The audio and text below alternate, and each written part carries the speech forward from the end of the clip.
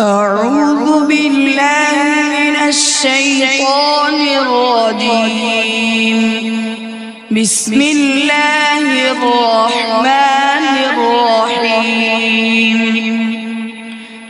فأما من أوتي كتابه بيمينه فيقول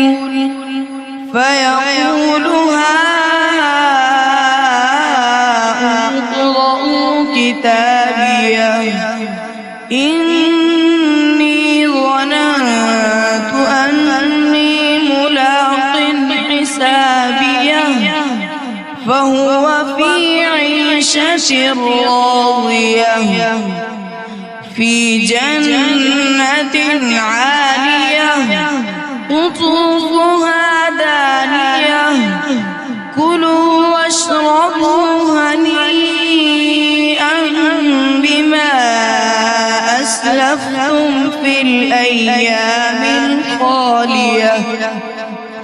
وأما من أوتي كتابه بشماله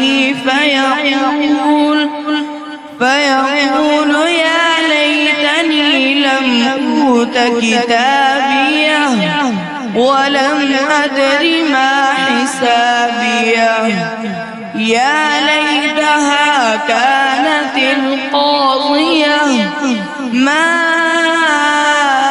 أغنى عني ماليه هلك عني سلطانيه خذوه فغلوه ثم الجحيم صلوه ثم في سلسلة ذرعها 70 ذراعا فاسلكوه إنه كان لا يؤمن بالله العظيم ولا يحض على طعام المسكين فليس له اليوم هاهنا حميم ولا طعام إلا من غسلين لا يأكله